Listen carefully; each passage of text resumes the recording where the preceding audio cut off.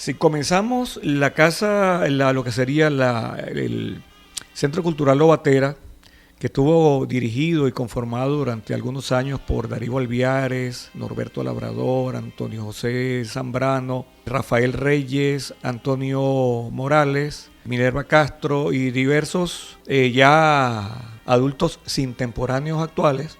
Comenzó en lo que fue una casa que tenía Roger Padrón, al lado de la casa de don Alejandro Pacheco. En ese espacio comenzó a rodarse una serie de ideas. Luego esas ideas fueron recogidas por un seminarista muy famoso nuestro, sobrino del padre de nuestro Monseñor Manuel García. Ya me recordaré el nombre de nuestro amigo querido, que fue el que inicia el trabajo del teatro en Lobatera, y se comenzaron a montar diferentes obras de teatro en la antigua escuela parroquial. Se llevaron a diferentes sitios. Ahí yo comencé, ahí incursioné yo como a los 10 años en esos pequeños obras de teatro. Y luego pasamos a lo que es ahora el Infocentro, la biblioteca. Allí estuvo el antiguo Consejo Municipal, y después del Consejo Municipal pasó a ser local del Centro Estudiantil Lobatera, dirigido en diversas oportunidades por Freddy Pacheco. Antonio Morales comenzó siendo el primer presidente de ese centro estudiantil, y con Antonio Morales nos incorporamos un grupo de muchachos de la época a hacer teatro de calle. Y comenzaron y con la ayuda de seminarista muy querido, comenzamos a hacer teatro de calle. Y se comenzaron a montar la Pasión y Muerte de Cristo, se comenzó a montar los Reyes Magos. Es decir, que son unas cuantas décadas de actividad cultural que se han desarrollado. ¿En qué año estamos hablando? Yo diría la década de los 65, más o menos el 65 y el 74, porque en el 74 se crea la Casa de la Cultura. Víctor Enrique Martínez, cuya primera sede fue precisamente en mi casa de Corredor. Allí Paulino Guerrero, Luis Hernández, Maril Benítez, Eli de Colmenares, entre otros, comenzaron a trabajar en ese lugar. Y era muy simpática la actividad cultural, porque el corredor servía de escenario. Ahí se colocaban aquellas viejas cornetas que parecían como las cornetas de hacer propaganda política. Se colocaban en las ventanas y ahí se hacía actividad cultural. Volviendo otra vez a la antigua sede del Consejo Municipal, donde estuvo en algún momento la biblioteca, hablamos de quién era el presidente o presidenta de consejo entonces. En ese entonces el presidente del consejo creo que era Gabriel Marquina Monsalve. Y también lo que pasa es que los años me traicionan un poco en la cronología, pero creo que era Marquina. Posteriormente vino Miguel, mi querido amigo, el profesor Miguel Morales, quien él nos apoyó muchísimo en esa actividad cultural. Igual pasó con Miguel Parra posteriormente. Casi todos o todos en general, los presidentes de los consejos municipales de entonces apoyaron mucho a la cultura, a pesar de que teníamos un periódico, el periódico Pueblo, que donde en ese periódico Pueblo dirigido, también tengo que recordar con muchísimo cariño a mi primo hermano Antulio Flavio Sánchez, el primer presidente de la Casa de la Cultura, Víctor Enrique Martínez, porque en su actividad como presidente se funda el periódico Pueblo de la Casa de la Cultura, un periódico que servía de difusor de la actividad cultural, pero también del acontecer diario, y servía de termómetro para medir la eficiencia de la gestión pública. Luis, buenos días. Buenos días, Darío, Richard, y al especial de lujo, Cristian, Pastor Sánchez. Una acotación para Cristian y para todos. El seminarista es Rafael Enoc García Casanova, sobrino del padre de Monseñor García. Primeras obras que se montó en la escuela parroquial era El Fugitivo, que dicho sea de paso, tengo el original de esa obra, cuando se montó por allá hace muchísimos años, en la década del 60. Eso es lo que quería aportarle a Cristian. Adelante. Ok, muchas gracias, don Luis. Un placer como siempre. Esa es la ventaja de tener amigos con mayor edad que uno, que tienen mayor recuerdo de eso. Sí, efectivamente, fue el primitivo en la vieja casa parroquial. Se montó un escenario de lujo con un juego de luces, toda esa casa parroquial apagada, y esas luces fueron extraordinarias. Sí, fue nuestro querido amigo Rafael García Casanova, que fue el que nos motivó a muchos de los adolescentes entonces a incorporarse al grupo de teatro. Así que mi recuerdo para Rafael, ya fallecido también. Rafael Enoc. Rafael Enoc García Casanova, ya fallecido, y era una persona con un gran entusiasmo, con un gran liderazgo, y realmente podemos decir que es el fundador del teatro y motivador del teatro de Lobatera, pues, que hizo vida, que ha hecho vida durante mucho tiempo. Hablábamos de unas manifestaciones culturales a través del teatro. La única manifestación musical que existía para la época de la que usted refiere era lo que hacía nuestra banda municipal Sucre. Sí, efectivamente, Richard, realmente desde el punto de vista formal ha sido la banda municipal Sucre. En diciembre se formaban algunos grupos de gaitas o de aguinaldos. Debo recordar a nuestro amigo Norio Rosales, que tenía un conjunto de gaitas allá arriba en el barrio Urdaneta. Mi saludo para Honorio si nos estoy escuchando, porque él fue también uno de esos precursores con escasos recursos. Yo pertenecía a su grupo de gaitas, también el grupo de gaitas que Eduardo Morales tenía. En principio se llamaban Juniors Gaiteros, donde participaba Chucho Porras también, mi querido amigo Chucho Porras, Omar Parra, Guillermo Contreras, tantos personajes que algunos están, otros no, otros ya se fueron a tocar Gaitas al Cielo. Y había un grupo que en principio fue de aguinaldo, se llamaban las Estrellas Juveniles, que estaba dirigido también en parte por Eduardo Morales, por Virginia, la esposa de Antonio María Ramírez, y luego ese grupo Estrellas Juveniles se convirtió en grupo de gaita. Había una buena actividad cultural, sobre todo en diciembre. Juan Cordero Ramírez formó parte de la última etapa de ese grupo. Recuerdo una foto con Osvaldo Ramírez también Osvaldo, ahí. Omar Parra. Fidel Medina. Fidel. Es decir, casi todas las personas que tocaban acá. Y ahora recuerdo un grupo que también en el cual estaba todos estos, que éramos un grupo de espontáneos que tocábamos en alguna de las fiestas que se daban en donde está ahorita el local del estacionamiento de la alcaldía, que se llamaba La Horchila. La Horchila. Allí había un bohío en el medio de Palma, y me recuerdo de un grupo, digamos, de un grupo de cañoneros, digamos así, de música cañonera, donde todo Chucho le daba Chucho Porra le daba la batería, y tocábamos alguna musiquita para animar alguna de esas fiestas de la feria de Lobatera. No era común un sonido, una miniteca, no existía. No, era un grupo en vivo. Digo yo, ¿eso existía en esa época? Las minitecas. Las minitecas y eso, que se juntaran en una feria como ahora. No. Realmente no existían. La música que se colocaba en la plaza era de una concepción con los tocadiscos de la marca, y como ya no existe esa marca, no hay problema que lo digamos por radio, Conar,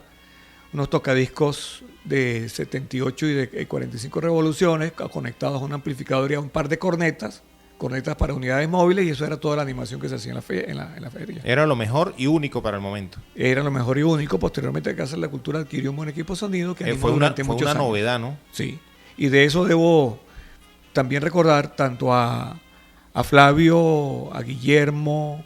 Una de las preguntas disculpa, Richard, debo también recordar un personaje olvidado, que también hizo teatro y que fue uno de los primeros montajes de teatro que se hicieron en la novísima, porque era muy nueva, el muy nuevo auditorio de la Casa de la Cultura Víctor Enrique Martínez, previo al trabajo que se hizo luego en la calle, que fue el profesor Ramón Apolinar. Ramón Apolinar, oriundo de San Juan de Colón, era profesor del Liceo Francisco Javier García de Villa de Lobatera, y se dedicó a hacer teatro con los muchachos. Ahí se montó una obra que durábamos muchísimo tiempo en escena, que se llamó Nuestra Natacha, y fue la primera obra de teatro que se musicalizó completa con efectos de sonido, y que mi amigo y querido, que ahorita me está escuchando, José María Alviares, y yo, junto con Flavio Sánchez, hicimos todo el trabajo de musicalización, que a propósito de José María Alviares luego comentaré una anécdota, porque él fue rey mago, y 2 días antes de ahí que se escenificaba en el atrio de la iglesia, mi amigo José María cayó con una gripe, y tuvimos tiempo de grabar con José María en un viejo grabador de cinta todo el parlamento del rey Herodes. El rey Herodes, me confundí de expresión, no rey mago, rey Herodes, y fue, creo que, la primera obra donde se hizo doblaje, José María con la cara hacia el atrio de la iglesia, y nosotros en el parlamento que le correspondía soltábamos la pista, y creo que el único que se dio cuenta de ese detallazo fue el propio José María, nadie más. Era una novedad para el momento, ¿no? Absolutamente. ¿Cómo hacían ustedes para poderse reunir entre tanta juventud en esa época, para aprovechar las habilidades culturales de los coterráneos para el momento? Bueno, yo debo decirte, Richard, que Lobatera es un pueblo de teatreros y de personas que les gusta la danza. Lobatera realmente tiene un gen cultural muy marcado.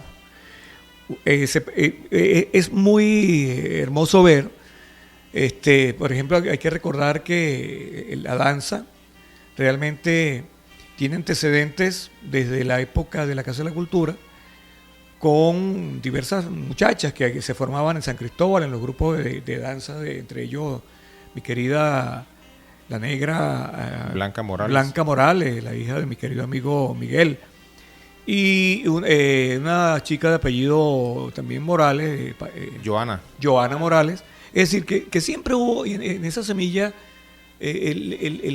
la danza para la actividad cultural de la Casa de la Cultura. El teatro remonta mucho más atrás, pero debo decirte que en general al lobatero le gusta hacer y ver teatro.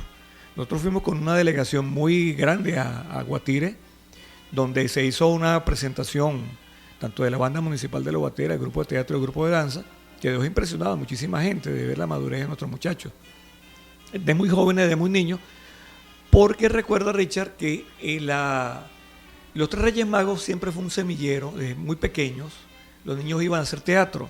Los pastorcitos que se remontan a la época de nuestra querida y recordada la señorita Delfina Sandoval, allí comenzaron las semillas de muchos de esos muchachos que hicieron teatro, porque el salir a andar en los días de Navidad por las calles cantando villancicos, luego haciendo la escenificación a medianoche en la misa del 24 de diciembre, era prácticamente una representación de teatro de calle. Eran niños muy pequeños que luego se incorporaron al teatro o a la danza. Le pasó a mi hija, Adriana, que desde pequeña se incorporó a esos pastorcitos y ya de grande forma parte del grupo de danza de la Casa de la Cultura.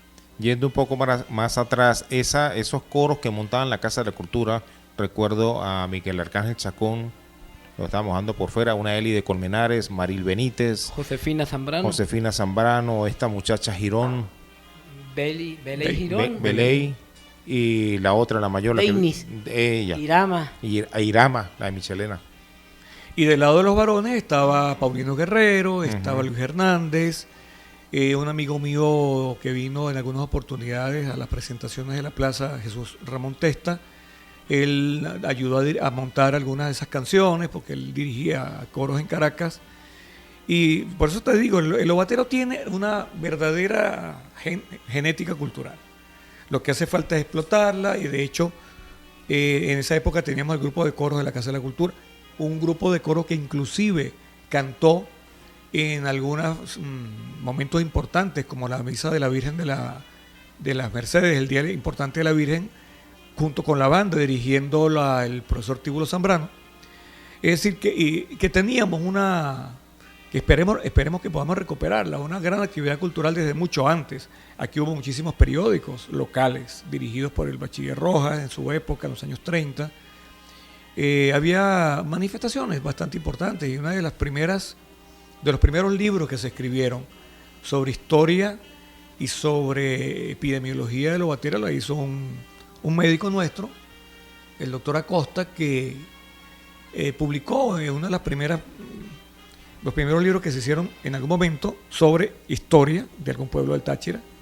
Posteriormente el otro lobatero, Marcos, no me recuerdo el apellido, escribió, Marco Figueroa hizo el libro, un pequeño libro sobre la historia de Lobatera, y ahí en adelante, bueno. A quien se le debe el ordenamiento del archivo histórico del Estado Táchira. Así es. Richard acota algo importante. La Sociedad Civil Casa de la Cultura Víctor Enrique Martínez. De acá hemos acotado mucha parte de la historia de la que mismo Nelson, uno de sus autores y fundadores de ello, pues nos ha comentado, ¿no? Pero no podemos desaprovechar la presencia suya, ya que pocas veces está en Lobatera. Hoy, en estos días, porque anda con la nonitis, ¿no? Por ahí, con esto de abuelitis y cuestión. pero ya llegó la feria y creo que en pocos días viaja. Vamos a hablar un poco de esa, de la cual usted también formó parte, Sociedad Civil Casa de la Cultura, esos previos al año 74. ¿Qué sucedió entonces? Bueno, allí hubo una transición entre lo que se llamaba el Centro Estudiantil Lobatera,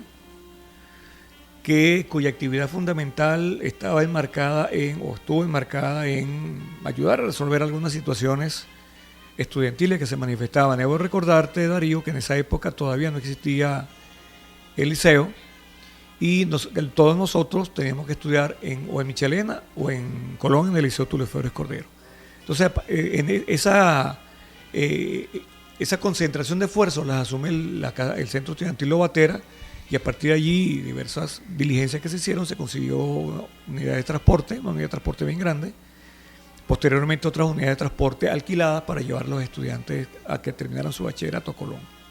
En esa transición surge una gran preocupación por parte de algunos lobateros. ¿Muerto el centro estudiantil? ¿O estaba...? Ya en fase, ya había terminado su actividad porque allí formó un híbrido entre lo cultural y lo estudiantil, y entonces ya comenzó a hacerle muy grande la actividad cultural al centro estudiantil, y se conforma la Sociedad Civil Casa de la Cultura. Ameritaba una transformación. Ameritaba un avance, yo diría más que una transformación, un paso adelante. Ese paso adelante lo entendieron muy bien Antulio Flavio Sánchez, Luis Hernández, Maril Benítez, José Paulino Guerrero, Eli de Colmenares, digamos el núcleo fundamental de ese grupo, y a partir de allí se origina convocan a un conjunto de lobateros, Luis Ángel Andrade, doña Aura Porras, Miguel Morales, un conjunto de lobateros, y forman la Sociedad Civil Casa de la Cultura como una forma de preservar, mantener y difundir la cultura lobaterense.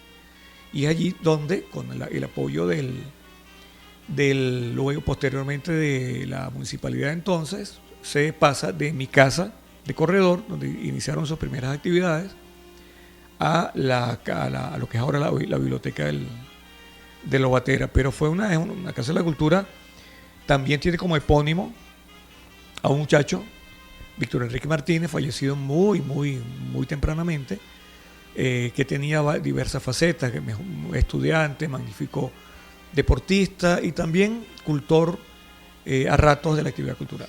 ¿Por qué Víctor Enrique Martínez y no un padre Morales, por nombrar a alguien? Yo creo que esa fue una de las travesuras de esa sociedad civil, digamos, evidenciar la juventud. Era una manera de agrupar a los jóvenes a través de la memoria de un joven talento, un joven respetuoso, un joven con todos los valores de la juventud entonces, estudioso, respetuoso, dedicado a sus estudios, es decir, Víctor, y además gran deportista. Víctor para nosotros era un emblema de lo que todo joven debía ser. Entonces una manera de atraer a los jóvenes a la Casa de la Cultura era precisamente darle el epónimo de un joven. Era una rebeldía juvenil, algo así. Yo diría más una travesura que una rebeldía, porque realmente lo que estábamos allí ya no éramos muy muchachos, ¿no? Ya todos espicábamos pantalones, pero era importante incorporar más jóvenes, porque hasta ese momento la mayor parte de la actividad cultural estaba hecha por adultos. El mismo Luis Ángel Andrade formó parte del grupo de teatro. Y eran adultos universitarios y los jóvenes no se incorporaban muy rápidamente al trabajo. Don Luis Ángel Andrade es un hombre que se ha vinculado en diversos campos, ¿no? Y también amante de la música. Siempre me quedé con la duda. Nunca aprendió a ejecutar un instrumento musical don Luis Ángel Andrade, ¿no?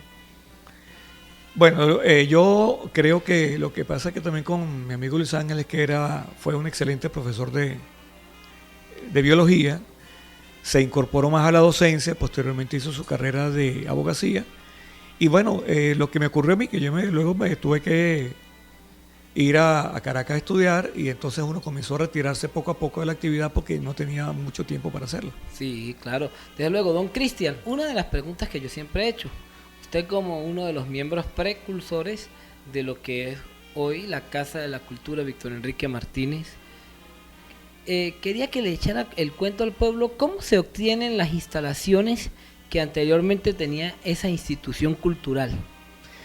Mira, los detalles no los conozco porque allí hubo diligencias bien importantes del grupo que acabo de mencionar. Posteriormente se incorpora Guillermo se incorpora más o menos en esa década. Se incorpora luego, Nelson también estaba dentro de ese grupo de fundadores junto con Guillermo, perdón. Es decir, hubo mucha presión, muchas diligencias. El espacio queda vacío después de que pase el Consejo Municipal a la sede actual.